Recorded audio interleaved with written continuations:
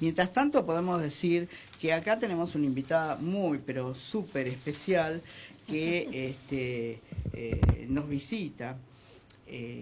Se trata de Margarita Noia. Es una mujer que lleva su historia personal y también las huellas de una historia colectiva. Es hermana de una joven que nos falta, que nosotros queremos rendirle nuestro homenaje a través de este espacio, y que también es heredera de una lucha incansable, porque su mamá, Pepa Noia, partió de entre nosotros buscando justicia, pero sin duda la lucha la heredó esta señora que nos visita hoy, Margarita Noia, y también nosotros somos herederos de esa lucha. Bienvenida, Margarita, vamos a continuar con ella. Bueno, buenos días, una alegría estar nuevamente con ustedes haciendo memoria. Estuviste en el 24, un par de veces. Claro, el año pasado recuerdo sí, que el año estuve. pasado también. ¿Sí? Sí, me parece que sí. Sí, ya en la tercera visita. En este estudio estuvimos. No me acuerdo si fue para el 24 u otra fecha similar, pero... Y bienvenido tu compañero. Para el Día de la Madre también. estuviste, para el Día de la Madre. Puede ser, sí, que hablamos sobre mi mamá. Exactamente. Bueno, en este momento la protagonista sos vos, y acá, bueno, estaba Julio. Sí, aparte, bueno, estamos en un mes muy especial porque se cumplen... Todos los días son especiales para recordar la tragedia que vivimos, pero... y todos los años también, pero viste que cuando son números redondos, es como que pegan más fuerte, ¿no? Sí. Hay mucha gente que a lo mejor no tiene tanta, no se interesa tanto, y se cumplen 50 años del golpe 50 es una... cívico, militar, eclesiástico, que yo muchas veces me olvido de eclesiástico y vea me lo marca. Sí, porque hubo complicidades, lamentablemente tenemos que decirlo. Te iba a decir otra cosa también, que bueno, la verdad que le agradecemos tantísimo a Margarita, porque siempre nos acompaña, no solamente para esta fecha, sino también para otras que son importantes, y que nosotros tenemos la necesidad de tener la memoria permanente actualizada, porque esta lucha sigue hasta que se sepa la verdad. Justamente ayer Julio me destacaba los hallazgos que hicieron en Córdoba respecto de restablecer la identidad. Parece mentira, son 50 años y todavía no nos dicen dónde están, qué hicieron con ellos. Por eso uno es muy riguroso con estos temas. Bueno, Marga, ¿cómo vienen los preparativos? Vos integrás la Secretaría de Derechos Humanos de ATE Capital, y también hermanos de desaparecidos y detenidos en la última dictadura. ¿Cómo están? Nos estabas contando que lo costoso y lo bravo que es. Siempre, bueno, en realidad el año pasado pudimos lograr la marcha unitaria nuevamente.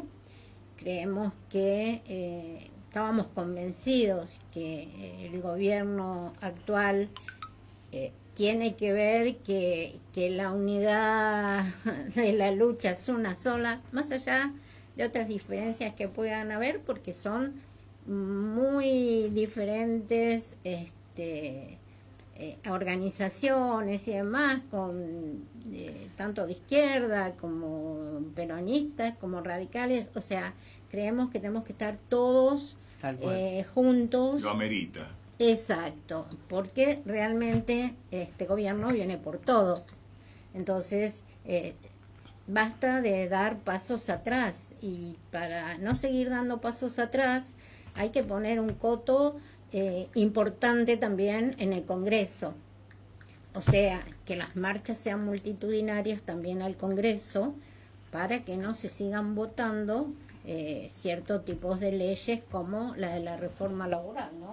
Pero bueno, más allá de eso, el 24 nosotros a los 50 años consideramos que hay que ir en unidad. Así que tanto la Mesa de Organismos de Derechos Humanos como el Encuentro Memoria, Verdad y Justicia, otra vez estamos trabajando en la organización de una marcha unitaria que sería con ingreso de ambos sectores a la plaza, con un escenario común. Eso oficialmente todavía no lo vi en las redes, no Todavía estamos... No hay que dejar pasar mucho tiempo. No. O sea, es una primicia para nosotros. Claro, ponele... Yo ayer estuve en la última reunión de organización que se hizo y a la tarde estuvo la reunión de documento. Ahí están las Pepa y... Pepa y Lourdes. Y bueno, sí, se está trabajando el flyer. El primer flyer que va a salir se convoca en unidad. Es a las... En realidad el acto central calculamos que estaría siendo 16:30, Sí. donde se va a leer un documento común, elaborado entre todos, y en lo posible por ahí lo lean como el año pasado. Todavía eso no está definido, o sea, tómenlo con pinzas. El año pasado el documento lo leyeron Madres de Plaza de Mayo, Elia Espen y Tati Almeida, por abuelas Estela Carlotto y Adolfo Pérez Esquivel. Ahora este año, bueno, estamos viendo cómo. Y la concentración empezaría a las 2 de la tarde, por diagonal el encuentro, la mesa por Avenida de Mayo. Una pausa, enseguida volvemos. Y seguimos con Margarita Noya.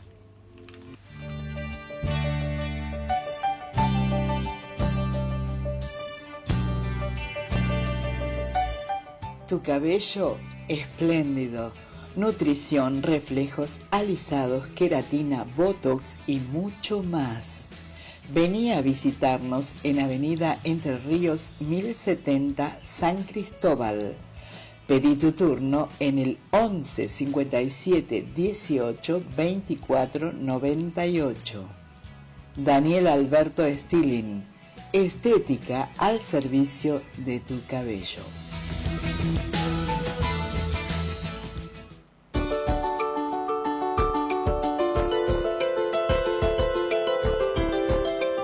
Asegura tus bienes con expertos.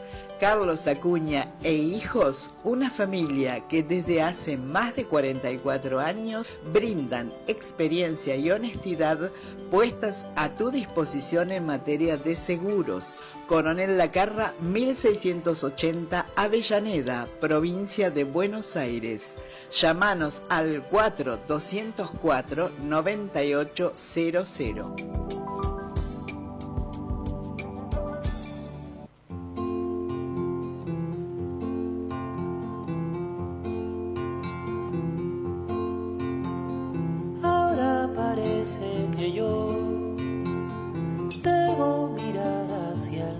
Volvemos acá y continuamos con Margarita. Margarita Noya, nos estabas hablando de la manera en que se va a organizar la marcha. Yo creo que recién comentábamos una consigna que era llevar la foto de un desaparecido. En este caso nosotros vamos a llevar lo de tu hermana, y había un texto pequeño que había que poner. Que digan dónde están. Que digan dónde están. Lo voy a anotar para... Recordarnos un poco a Lourdes, Marga, brevemente. ¿Recordanos? ¿Cómo? Recordanos más o menos lo que recordás de tu hermana, una militante. De mi hermana. Cada vez que venís siempre la recordamos y recordamos a tu vieja también, sí, otra militante supuesto. De la hostia. No, pero este año justamente queremos centrar no es un homenaje, porque lo que seguimos buscándola a las desaparecidas y a los desaparecidos, pero es centrar en los y las 30.000, ¿no? En su figura, en su lucha. Lourdes fue siempre una militante, digo yo, ¿no? Porque, y aparte, como que tenía muy claras las cosas que quería. Lourdes hizo la primaria, bueno, como todos, en una escuela Cornelio Saavedra sobre la calle Peña, a 2 cuadras de donde vivíamos. Y después empezó la secundaria en el Liceo 1 de Señoritas. En aquella época estaba sobre Avenida Santa Fe, y lo hizo en 3 años, o sea, cursó primer año, dio libre todas las materias de segundo, cursó tercero, dio libre cuarto y hizo quinto y preparó el ingreso a la facultad. Así que a los 16 años Lourdes ya estaba en aquel momento en la Facultad de Filosofía y Letras en la carrera de Psicología. Yo siempre digo y me río porque cuando éramos más chicas, Lourdes era casi 7 años mayor que yo, pero mis hermanos me tenían que llevar a todos lados. Entonces íbamos juntas a la iglesia San Agustín y militábamos es un decir, pero bueno, sí, militábamos en las cosas que tenían que ver con la iglesia, íbamos a los hospitales, a sacar en nacir a los chiquitos que estaban en sillas de ruedas. Bueno, era una militancia de alguna forma distinta. Cuando ella ingresa a la facultad, ya empieza su militancia político-partidaria. Lourdes primero entra en la FEDE, en la Federación Juvenil Comunista. Ahí está unos años hasta que hay un debate interno profundo, eso se rompe, pasa al Partido Comunista Revolucionario, de ahí pasa a la FAL, Fuerzas Armadas de Liberación, y finalmente va a la Juventud Peronista. Universitaria Peronista, creo que, ¿no? La JUP, ¿no era? Claro, ella está en la JTP. Ah, la Juventud Peronista. Sí. Claro. Ella en realidad primero empieza en lo barrial. Ella vivía en ese momento en unos monoblocks que hay en la calle Virrey del Pino, en Belgrano.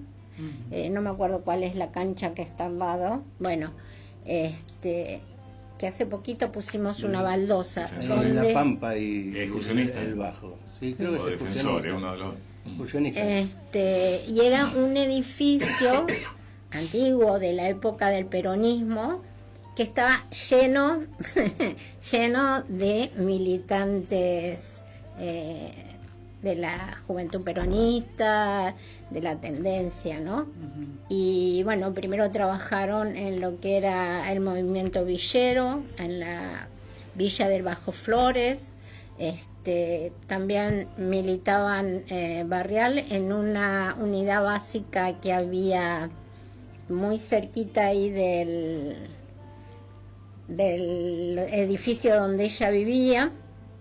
Y finalmente ella empezó a trabajar en DINEA, que era la Dirección Nacional del Adulto, cuando se crea DINEA. Todo el programa de alfabetización y demás, bueno, ella entró ahí hasta que Otalagano llegó al Ministerio de Educación y la echaron,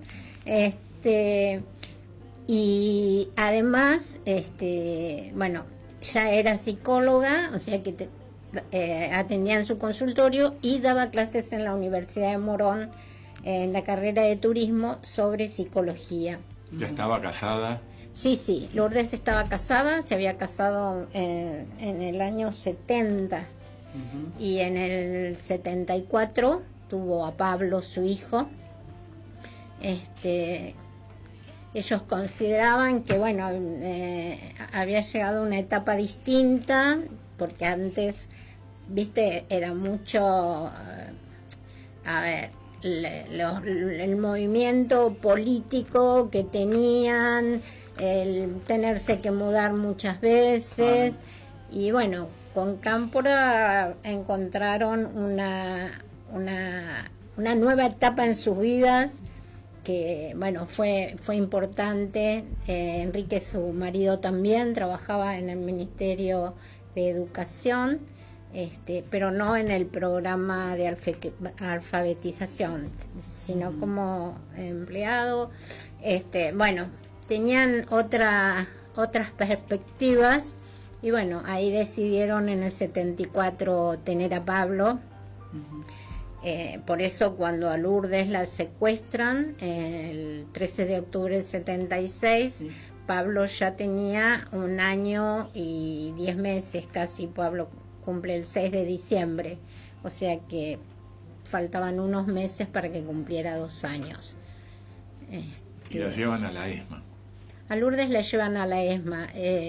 Van la noche del 13 de octubre, sí. Un grupo de tareas llega a su casa, golpean y demás. Estaban Lourdes, estaba el marido y el hijo. A Lourdes, bueno, ahí mismo fue torturada en su casa, a él también, y al hijo, cuando se llevan a Lourdes, primero lo bajan a él, porque los vecinos no ven cuando lo sacan a Enrique, pero a Lourdes le permiten entregar al nene. Ay, menos mal. A los vecinos. ¿Cómo? Te iba a preguntar justo. Sí, por suerte, dentro de todas esas cosas, a Pablo lo dejaron con los vecinos del departamento de al lado. La familia era la familia Durán, que el hombre era uno de los directores de televisión, ¿viste? Que después, bueno, ya en el 83 había fallecido, porque yo fui a verlo cuando iban a empezar los juicios, porque él sí había visto a los que habían secuestrado a Lourdes en la cara, claro, y una semana antes había fallecido. Yo no sabía dónde meterme, ¿viste? Cuando vos llegás, preguntás por alguien, y bueno, pero y a Enrique lo liberan. A Enrique lo liberan a los 7 días. Contame de Pablo, ¿qué pasó después? ¿Cómo vivió de todo esto? Porque Pablo, esa misma noche llamaron, porque le permitieron a mi hermana también dejar el teléfono de la suegra, pues nosotros no teníamos teléfono. ¿Se acuerdan que en esa época no teníamos, la mayoría no teníamos teléfono? Así que los padres de Enrique sí tenían teléfono, llamaron, vivían en San Isidro y fueron a buscar a Pablo, la madre de Enrique y la hermana, y se lo llevaron a la casa de ellos. Y al otro día, la que era mi suegra en aquella época de mi primer matrimonio, nosotros estábamos viviendo en Castelar con mi mamá, vino a casa a avisarnos que habían detenido a Lourdes. Así que bueno, ese mismo día empezaron a buscarla. Encima el vecino, señor Durán, le preguntó, ¿ustedes de dónde son? Y le dijeron del Departamento Central de Policía. Así que nosotros íbamos a la 18 y al departamento. Además, en la 18, cuando va la abuela de Pablo a buscarlo, llama el Durán a la comisaría y dice, bueno, miren, acá dejaron a una criatura, lo vienen a buscar, lo puedo entregar, ¿viste? Porque era una responsabilidad. Y en la comisaría le dicen, sí, entréguelo, no hay problema. Al otro día nosotros nos negaban todo. Ellos no sabían nada, ni de ningún chico, ni de ningún operativo, ni que se hubieran llevado a nadie, nada. En la 18 era así. Y en el Departamento Central de Policía había que hacer una cola larga, donde habíamos muchísimos familiares buscando, que mi mamá siempre cuenta que ella, hablando con otra señora, le pregunta cuánto hacía, porque nosotros pensábamos 10 días por ahí, que no nos decían, y esta señora creo que le había dicho, y yo hace 4 meses, y mi mamá, viste, dice, yo me quería morir, a nadie le diría una cosa así, porque lo sintió, viste, como una puñalada, ¿no? Sí. Tu mamá, que estamos hablando, Josefina Pepa Noya, una de las fundadoras de Madre de Plaza de Mayo, una de las primeras, integró el grupo inicial, claro, en abril del 77. Y ahí es la segunda parte, ¿no? Por eso digo, toda una familia y generaciones, porque tus hijas también son comprometidas con su tiempo, que han vivido esta tragedia, porque tu vieja, a partir de ese momento que vos estás narrando, se convirtió en una de esas madres enormes que nos dejó ese tiempo tan oscuro, ¿no? Sí, ella fue una de las 14 iniciales y como siempre decían, bueno, fue la primera en llegar a la plaza, pero porque llegó 2 horas antes de la ansiedad que tenía, ¿no? No es que eres la primera porque lo ideó antes. Cronológicamente fue la primera. Claro, sí. Llegó en ese tiempo antes. Y eso fue gracias, por supuesto, a Azucena Villaflor de Vicente, que después fue secuestrada y arrojada en los vuelos de la muerte. Desde la ESMA fue cuando la secuestraron, llevada a la ESMA, y ella fue la que propuso en la iglesia Estela Maris juntarse en Plaza de Mayo. Interesante. Que inicialmente era los viernes, pero después decidieron cambiar los jueves. El 30 de abril fue un sábado, que mi mamá decía, estábamos nosotros y las palomas, nada más. Entonces lo iban a cambiar, entonces dijeron un viernes, y entonces una dijo, no, pero es un día de brujas.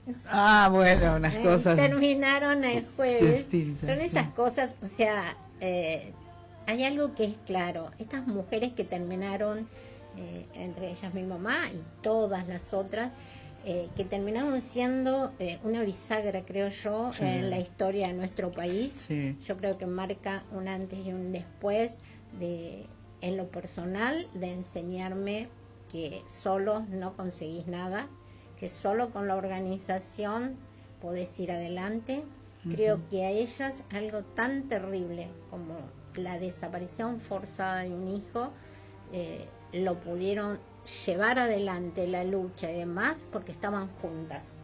Claro, se aglomeraron. Porque cuando vos compartís el mismo dolor, hay cosas que no hace falta ni hablarlas, se sienten, y entonces vas para adelante, ¿no? Y sostenido una lucha intensa y desigual, sostenida en el tiempo. Claro. Porque a lo mejor hay muchas luchas que a lo mejor duran 6 meses, 1 año, pero eso es una lucha de décadas. Con el paso del tiempo de cada una de esas madres y todo lo que significa esa limitación, ¿no? Pero hasta el último, tu vieja hasta el último de sus días estuvo marchando. Sí, sí, para ellas fue, o sea, ponerle, cuando se enfermaban y no podían ir a la plaza porque ya estaban más viejitas, era como que me quiero curar, pero para ir a la plaza, ¿no? Era una necesidad ese lugar. Te iba a preguntar, ¿cuándo se enteran ustedes que estaban detenidas en la ESMA? ¿En qué tiempo? ¿Al mes, a los 2 meses? ¿De mi hermana? Sí. Al otro día. Al otro día. Exacto. A Ajá. mí, ¿Quién te lo dijo? A ¿Cómo Lourdes la secuestran el 13 de octubre a la noche, y el 14 viene quien era mi suegra a la mañana a Casa Castelar, y ahí nos dicen. Así que en ese mismo momento ya vamos para la casa donde vivía mi hermana, que era en Pavón, entre Mateo y Pichincha, que en realidad ese departamento ella se había mudado ahí en enero, porque mi hermano Daniel se había ido a vivir a Australia, y ese departamento era de él y ella se había mudado ahí. Y entonces mi hermana, por un lado, decía, bueno, viene bien, porque los monoblocks como que estaban muy marcados, viste, claro, mucha militantes y demás. Dice, bueno, acá pensó que no la iban a encontrar, pero bueno, sí, la fueron a buscar a la casa. Ajá. Y a partir de ese día... O sea, a partir todos. del 14 de octubre ustedes empezaron a buscar Sí. permanentemente. ¿Y qué les decían en la ESMA? Porque me imagino que Nadie la tenía. nadie la tenía. O sea, había llegado con ustedes como un rumor, pero nadie le confirmó. Nadie. ¿Cómo Vos se enteraron ibas que efectivamente estuvieron en ahí? la ESMA? Sí. Cuando liberan a Enrique, Ah. ahí a partir de sus relatos, además, en ese momento las familiares iban a la iglesia Stella Maris, donde estaba el obispo castrense Gracelli, que las recibía y le decía que iba a mirar, que iba a buscar. Después las madres se dieron cuenta que en realidad lo que hacía era tratar de sacar información y dilatar la cosa. Claro, igual vos imaginate la inconsciencia, porque Quique, que no salía a ningún lado, porque la verdad que salió con mucho miedo de andar por la calle y demás, fue ahí a lo de Gracelli, y cuando hablaban, que él le decía ponerle cosas físicas, en un momento Gracelli le dice, vos sentías caer agua así todo el tiempo, y le dice, porque es el tanque de agua de la ESMA. O sea, alguien que no sabía darte información sabía dónde había un campo de concentración. Sí, sabían, ellos sabían. Igual también él, cuando le daban ponerle de tomar o en los platos, porque les daban sándwiches como de carne, una cosa así, por abajo podía ver el escudito de la Armada. Después igual yo trabajé muchísimo en la reconstrucción, con cosas que me dijo él, hablando con ex detenidos, y todo lo que era físico. En ese momento, Quique decía que había un ascensor y era el único centro que en ese momento tenía ascensor, porque después el ascensor lo cierran, hacen varias modificaciones del centro a medida que pasan los años, y era como ¿dónde estaba el ascensor? Y un día, cuando ya la ESMA no está más en manos de los milicos, que se hizo el museo en el casino, estaban trabajando sobre una pared los plomeros, y se había hecho un agujerito y pasan un palito con un espejo, y ahí ven que abajo estaba el elástico del ascensor. Así lo que después ocultado, se hizo lo sacaron claro, después se hizo una abertura con vidrio para la demostración de eso, ¿no? Y bueno, gracias a todo lo que pude ir investigando, gracias a ex detenidos, a todo lo testimonios coincidentes con la descripción. Pude llegar a dar testimonio en el juicio ESMA 4, que realmente yo lo sentí como un antes y un después, porque sentí que por fin la voz de mi hermana estaba ahí haciendo la denuncia ante la justicia, que esto que ellos han hecho de desaparecerla, de alguna forma la vamos a traer siempre, y bueno, que fueran juzgados, que fueran condenados, realmente lo sentí como algo muy, muy importante. Mi mamá ya ahí no podía dar testimonio porque, bueno, ya tenía muchos años y teníamos miedo, viste, que por ahí alguna confusión en algún relato o algo fuera contraproducente. Entonces fui yo la única que di testimonio por ella. Una cosa, eso del ascensor fue una modificación. Por favor, decí quién habla. Yo lo presenté antes, pero ustedes no se pusieron a hablar y lo taparon. Por eso. Néstor Montaño, que es el compañero de Marga hace muchísimos años, nos conocimos hace muchos años, y también es un militante comprometido, está en ATE hace mucho tiempo. Nada, Néstor, y tu viejo que era técnico, fue técnico de Lanús.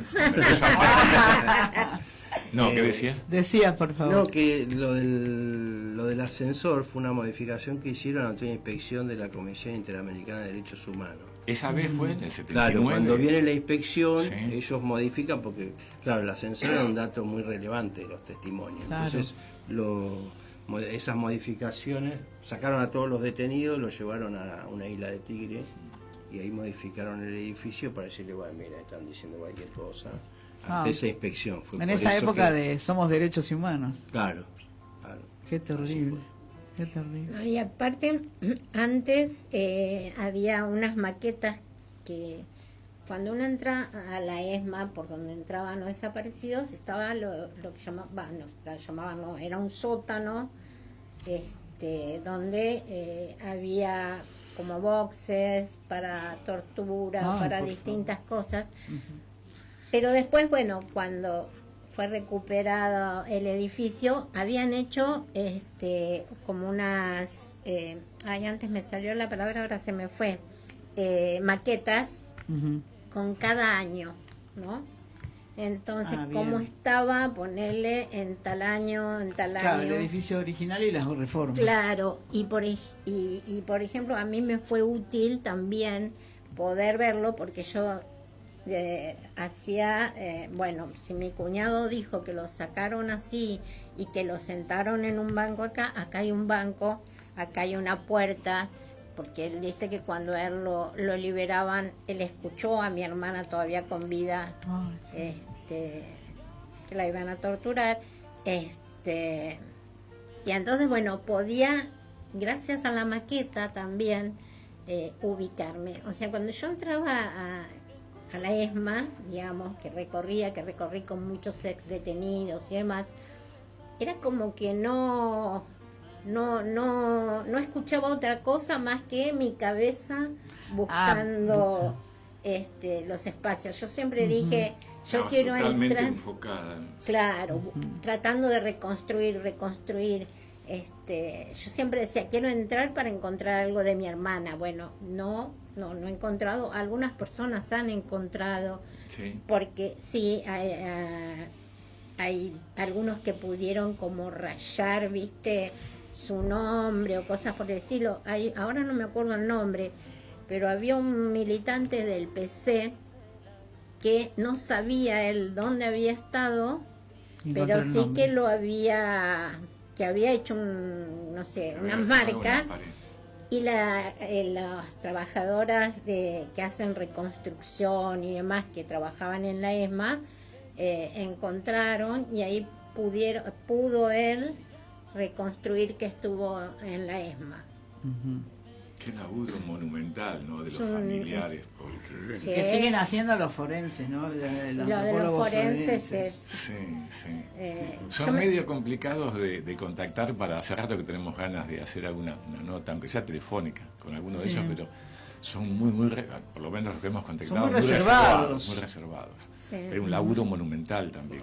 Pero ellos dentro de todo son especialistas. Sí. Ustedes lo hicieron desde el amor que da el ser familiares Y del desde ser la- querido desaparecido. y el deseo de desde la saber. nada. Sí, y aparte hicimos los familiares lo que debería haber hecho el El Estado. Estado. El Estado claro. argentino. No estuvo para proteger nada.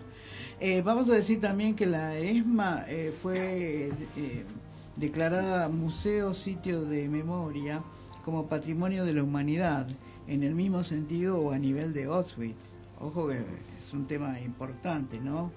Por eso Sí. yo creo que por eso no se han detenido ahí y lo dejan todavía. Pero te caen Pese a gobiernos que- como estos, ¿viste? Claro, Lo que pasa eso es lo que lamentablemente han cambiado, bueno, a todas las autoridades, a funcionarios, no son autoridades, son funcionarios que no tienen nada que ver con los derechos humanos, No. al contrario, y han destruido muchas cosas. Ahí dentro del predio estaba el Haroldo Conti, Sí, tal cual. lo cerraron.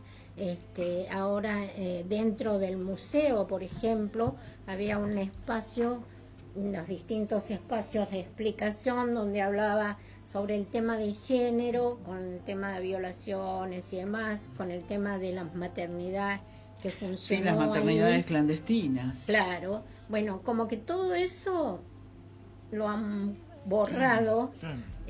Y después el paso del tiempo. El y aliado de ellos es el paso del tiempo. Dicen, ¿no? Que como que quieren cambiar el relato, volviendo a la teoría de los dos demonios, ¿viste? Cuando, bueno, hoy lo hablaba con Bea, a mí que me digan primero quién detuvo a mi hermana, dónde la juzgaron, cuál fue el delito que cometió, quién fue el abogado, en qué cárcel estuvo, qué juez determinó dónde tenía que terminar ella, porque es muy fácil decir, eran todos terroristas, todos ponían bombas, nadie habla de la AAA, nadie habla de la CNU. Es la descontextualización total. Claro. Como si aquellos tiempos hubieran, y esos militantes, y todos los que vivimos en aquel tiempo, hubiéramos aparecido en un plato volador. Claro. Era toda una historia, ¿no? No es que aparecieron... ¿Cómo aparece esa juventud con esa potencia? Por una cantidad enorme de injusticias padecidas durante décadas. Justamente, por ósmosis. yo le decía recién a Margarita que lo que se le reprocha justamente que el Estado no puede salirse del Estado de Derecho, o sea, las normas tienen que ser contenidas por el Estado, y esta transgresión, este horror lo hace gente conscientemente que sabe que ha salido del Estado de Derecho, porque por algo ocurrían los vuelos de la muerte, por algo el casino de oficiales seguía con las fiestas y las reuniones mientras estaba Capuche, Capuchita en los pisos de arriba, por algo ocultaron las maternidades y se apropiaron de los niños. Eso marca un capítulo de terror dentro del Estado. El Estado tiene que ser conforme a derecho. Por eso a mí me llama la atención cuando se producen esas fragantes violaciones a los derechos humanos, fragantes violaciones a lo que dice la letra de la Constitución. Nosotros tenemos que tener este marco normativo y tenemos que sostenerlo porque es lo único que nos garantiza la vida prácticamente. Justamente, aparte ponele, viven ensuciando, diciendo de todo de las madres y de las abuelas, cuando ellas y los familiares hemos sido totalmente respetuosos de la ley y nunca se tomó justicia por mano propia. Hemos esperado años y años. Nunca se propuso venganza, nunca, no, nadie. O sea, hemos esperado años para poder llevar adelante los juicios y se hizo y fuimos felices en ese momento de poder empezar a hacerlos, ¿no? Claro, tal cual. ¿Y por qué, si tuvieras que decir delante tuyo a chicos o chicas jóvenes que las tenés por tus nietos, por qué hay que ir el 24 a la plaza? Primero porque los 30.000 merecen que estemos en la plaza para decir nunca más golpes de Estado. Mira que a mí este gobierno no me gusta, para nada, pero así todo no diría vamos a golpearle a los milicos, no jamás, ¿viste? Jamás. Ojalá voten bien, digo yo, la próxima, o ojalá se vaya por su cuenta, mejor, pero hay que ir porque tienen que aprender a defender sus derechos. Tal cual. Porque yendo a la plaza y diciendo, nosotros esto que pasó no lo queremos nunca más en nuestro país. No es solo decir no queremos que haya centros clandestinos, no queremos que haya todo lo que se está perdiendo hoy. No queremos que haya educación pública, salud pública, queremos que el presupuesto de discapacidad sea un presupuesto serio, el de educación, el de investigación, o sea, que vamos por todo, vamos por nuestros derechos que los 30.000 y las 30.000 nos enseñaron a defender a través de los años, o sea, ellos hicieron algo, sí, eran militantes populares que querían un país distinto, con derechos justos para todos, y no querían vivir en dictaduras, porque yo siempre dije, yo me crié en un país donde todos los gobiernos democráticos terminaban en dictadura. Entonces, cuando había un golpe de Estado, no me daban, era lo normal. Bueno, hoy podemos decir que ya hace 40 años que esto lo podemos revertir, ¿no? Hubo estas cosas de golpes económicos, pero bueno, vienen distintos. Ahí está.